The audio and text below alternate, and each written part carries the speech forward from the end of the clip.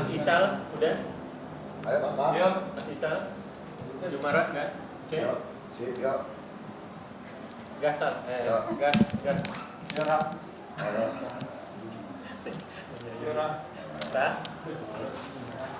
Udah. Yuk. Dah, Mbak Ira, oke? Yuk. Gas. Dah. Oke. Bang Miring mungkin bisa dijelasin nih Bang. 3 hari berturut-turut mungkin terus mungkin apa yang disuka. Oke. Jadi sebenarnya baik juga ya berulang saya sampaikan ya agar masyarakat itu lebih paham. Pada prinsipnya kami advokat ya. Advokat itu diatur di dalam Undang-Undang Nomor 18 Tahun 2003. Dan di pasal 5 dijelaskan advokat itu adalah penegak hukum. Di dalam proses pidana, salah satu sumber hukum kita dalam hukum pidana adalah Undang-Undang Nomor 8 Tahun 81. Nah, itu saklek. Tetapi kemudian terhadap laporan klien kami ya, nomor 7355 di Polda Metro Jaya tertanggal 3 Desember 2024, kami melihat pelaksanaan hukum acara pidana itu berdasarkan asas legalitas. Kami lihat itu tidak sempurna. Sehingga kemudian di dalam ketentuan-ketentuan yang lain yang mengatur kinerja penyidik ya Polri di dalam Undang-Undang Nomor 2 Tahun 2002 ada juga hal-hal yang mengatur itu. Bahwa sehingga kami 3 hari ini membuat laporan ke Kapolri, ke Irwasum, dan kemudian ke Karwasidik dan tadi ke Kadif Propam.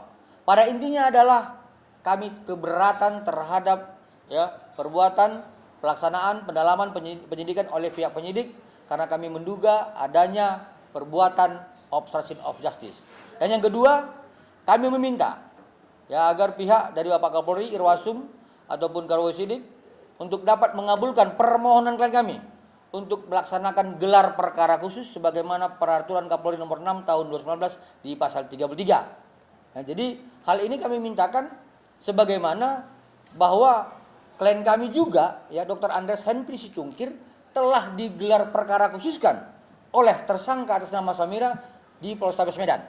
Jadi kalau kemudian Samira yang sudah menjadi tersangka boleh memohonkan gelar perkara khusus, kenapa tidak klien kami Dr. Reza Gladys tidak boleh memohonkan itu, dan kami anggap bahwa pihak dari pimpinan penyidik dalam hal ini harus mengabulkan permohonan klien kami untuk melaksanakan gelar perkara khusus. Sehingga kemudian azas equality before the law memang dapat diberlakukan di pihak kepolisian. Demikian. Berarti Abang juga ada pilih-pilih ya Bang ya terkait gelar perkara khusus. Kalau memang permohonan klien kami Reza Gladys tidak dikabulkan untuk melaksanakan gelar perkara khusus, ini bukan pilah-pilah, tapi ada sebuah abuse of power yang mengatur kepolisian ini. Ya, tapi kalau misalnya kepolisian dalam hal ini tegak lurus, normatif dalam ketentuan hukum, maka saya yakin dan percaya siapa saja ya warga negara yang ingin mendapatkan perlindungan hukum dan keadilan berhak untuk mengajukan gelar perkara khusus dan harus dikabulkan oleh dari pimpinan penyidik. Seperti itu. Tapi saat Abang minta penyidik, respon dari penyidik minta gelar khusus, apa tanggapannya? Kami sampai sekarang tidak ada melakukan komunikasi secara intens dan personal kepada siapapun. Kami hanya menyampaikan secara normatif melalui surat. Kita lihat apakah ketentuan dari Perkap nomor 6 2019 itu dapat diberlakukan hanya dengan melalui surat atau harus lobby-lobby. Kita uji. Ya, kalau memang harus lobby-lobby, nah berarti ada abuse of power. Tapi kalau misalnya melalui surat aja bisa, berarti benar adanya penegakan hukum. Seperti itu. Dari yang pertama berarti belum ada respon sampai sekarang. Sampai sekarang kami belum dapat informasi apapun. Ya, kita tunggu. Ya, kalaupun misalkan nanti dalam 1 minggu ini tidak ada, kami akan upaya-upaya hukum yang lain. Seperti itu. Apa aja Bang? Contoh yang Nanti kita rahasiakan lah. Masa pendekar hukum bilang terus nanti lawannya tahu. Kan begitu. jadi kita aja. Bang, Oke. dari hal belumnya P21 berarti sampai saat ini belum juga ada pemanggilan lagi pemeriksaan untuk Dr. O sama Dr. S.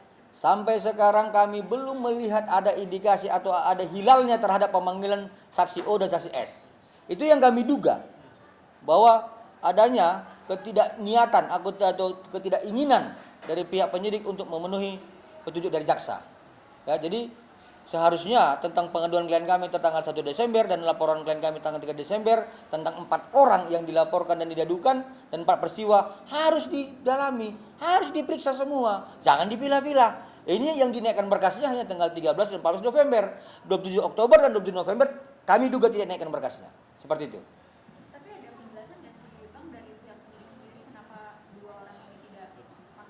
Kami ini bukan advokat lobby, kami fighter. Ya, kalau advokat lobby sila pasti ada penjelasan, kami enggak. Ya, ada hukum acara yang mengatur, ada perkap mengatur bahwa ketika itu tidak dapat dilakukan ada SP2HP. Kami tidak melakukan lobby lagi. Kami fight. Seperti itu. Dari dokter Reza Gladis sendiri mungkin seperti apa dok ini dua orang ini belum juga diperiksa kembali, mungkin ada keresahan sendiri dari Dr. Reza Gladis menyerahkan sepenuhnya kepada kami kuasa hukumnya. Lagi? Bang, tapi nih kalau misalnya sampai 2 Juni ini kan terakhir ya bang, masa penahanan. Oh, enggak terakhir. Dalam pasal 29 ayat 1 huruf B dan pasal 29 ayat 2 dijelaskan ancaman dari 9 tahun itu ada 20, 40, 30, 30. Artinya 120 hari sampai dengan 2 Juli nanti. Seperti itu. Kalau misalkan sebelum habis 120 hari ini di P21 kan hanya 2 orang. Nah, jelas. Bukan kita makin menguat. Seperti itu. Kalau 2 orang ini tidak diproses juga bang, tapi minimal dipanggil oleh penyidik, saksi O dan saksi S. Kalau tidak dipanggil, berarti dugaan kami semakin menguat. Seperti itu. Lagi? tapi kalau misalnya tetap 2 orang ini aja, MM sama IM yang diproses oleh kejaksaan sendiri, seperti apa bang? Sudah pasti. Kami akan melakukan upaya hukum dan akan membuka dalam fakta persidangan. Dan upaya-upaya lain akan kami lakukan. Bahwa perbuatan obstruction of justice ini akan kami buktikan dengan upaya hukum yang lainnya. Seperti itu. Untuk laporan dari MM Pekawan prestasi bang, ini kan kemarin udah mau ada persidangannya seperti apa bang? Oke, jadi begini, karena saya juga belum lama berbicara, yang sana udah lama berbicara, saya mau tanya yang sudah lama berbicara, ada nggak ilmu itu? Yang mana ini? Yang Prestasi. tanggal Jadi, 28 sidang. jadi perlu kami jelaskan bahwa prinsipnya pengadilan tidak boleh menolak setiap gugatan dimasukkan ke pengadilan, apapun isinya. Nah, setelah pengadilan menerima, maka pengadilan memanggil pihak-pihak yang bersangkutan. Hanya kami selaku kuasa hukum Reza Gladis membaca ketawa kami. Ini ada apa wan prestasi yang demikian? Siapa yang melakukan wan prestasi? Setelah kami pahami, kami coba diskusikan. Ini semuanya modus. Modusnya apa? Supaya dimasukkan perdata, gugatan perdata, seakan-akan bisa menunda kasus pidana. Ini sebenarnya intinya. Makanya asal dimasuk gugatan, karena kami sudah puluhan tahun profesi advokat ini belum pernah melakukan hal demikian. Hal yang sifatnya pemerasan dijadikan perjanjian lisan katanya. Di mana ada? Modusnya ini jelas kita lihat semata-mata hanya untuk menunda perkara pidana yang ada saat ini. Maka dimasuk perdata. Di mana sih bisa kontestasi itu biasanya ada perjanjian yang benar-benar halal. Ini perjanjian halal bagaimana? Jelas ini udah masuk ke proses hukum pidana. Harusnya selaku kalau jika kami sebagai kuasa hukum yang demikian, kami biasanya mengajukan pra peradilan. Yes. Itu mekanisme hukum. Kalau kami tidak senang dengan tindakan adanya penetapan tersangka, kami ajukan pra peradilan. Ini kok hari ini tiba-tiba masukkan prestasi, apanya yang hingga janjinya? Uang sudah dikasih juga kok. Justru ini jadi bahan kami nanti setelah putusan pidana ini enggak, kami akan melakukan gugatan untuk menagih kembali uang ini. 4M biar bisa kita bagi-bagi. Oke, berarti Ya. bisa dibilang ini salah kaprah atau ngaco, bisa dibilang ngaco. Senior saya nanya. Enggak. Ini bukan salah, ini bukan ngaco. Saya nggak berani. Ini sengaja, tindakan sengaja. Oh, dia. Karena memang pernah terjadi suatu perkara pidana ditunda, menunggu ada putusan perdatanya dulu. Tapi ini adalah mengenai alas hak. Katakanlah sengketa tanah. Tanah ini diambil oleh pihak keluarga atau diambil oleh tetangga. Ini memang dibuktikan dulu tanah ini milik siapa. Setelah terbukti baru polisinya bisa bertindak tentang pidananya. Tapi dalam hal ini adalah modus mencoba mengambil contoh yang saya bilang tadi itu, menunda pidana dengan perdata. Tapi kita lihat kembali bahwa pidananya dengan perdatanya ini tidak matching. Bahwa dalam pidananya yang dilaporkan kan adanya permintaan uang yang konon katanya uang tutup mulut. Kan itu katanya di laporan polisinya kan kurang lebih lah, nggak usah saya jelaskan lagi, semua sudah tahu. Kurang lebih kan ini konon katanya ada uang tutup mulut. Itu pidananya. Sementara yang mereka gugat di ingkar janji ini adalah uang 4 miliar yang merupakan haknya dia. Seandainya pun dia menang di perdata ini, ya menanglah dia, bisa dia buktikan walaupun kemungkinannya sangat kecil ya, bisa lah dia menang, kami kasih lah ini 4M sama dia. Tapi tidak ada kaitannya dengan pidana ini, tidak ada kaitannya. Silakan uang 4M-nya dia makan, pidananya tetap masuk. Demikian, ini tidak ada kaitannya antara pidana yang telah terjadi yang dilaporkan ini dengan gugatan wan prestasinya. Dan kelihatan lagi modusnya adalah wan prestasi adalah ingkar janji. Siapa yang mengingkar janji? Oke, katakanlah Reza Gledis sama atau Bu Fit ingkar janji. Tapi apakah polisi, Kapolri ikut ingkar janji? Apakah kejaksaan ikut ingkar janji? Dan mereka tidak tahu bahwa modus mereka ini sangat mudah diketahui. Pada saat dia libatkan Kapolri dan kejaksaan, Kapolri kan akan buka berkas. Kok nama saya disebut? Dia periksa. Ini abal-abal ini gugatan. Nggak ada hubungannya saya masuk sini. Ketahuan nih modus ini untuk menunda pidananya. Jadi kami berharap kepada pihak kepolisian supaya janganlah diabaikan saja lah gugatan prestasi ini karena tidak ada kaitannya dengan laporan polisi. Gugatan prestasi adalah uang 4 miliar. Kalau dia nanti bisa menang, kita kasih uangnya.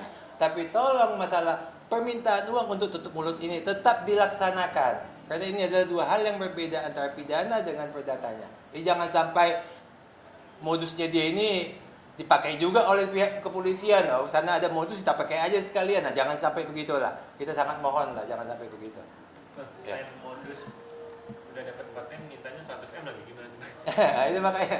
Jadi nggak apa-apa. Jadi kalau memang cuma uang yang dia minta ya kita kasih lah. Kalau memang dia bisa menang ya, kalau ya kita kasih. Tapi tolong kepada kepolisian, permintaan uang tutup mulut ini pidana. Justru ini jadi membingungkan kita ya, bahwa uang klien kami sudah memberikan 4M. Itu inilah semuanya kaitan dengan laporan di Polda. Ternyata dia menggugat kita. Apa uang prestasi apa? Kita juga nggak paham. Minta 100M lagi atas. Apalagi ini? Waduh, kami pikir bahwa marilah kita buktikan kalau demikian. Kami akan ikutin ini permainan sampai jauh mana.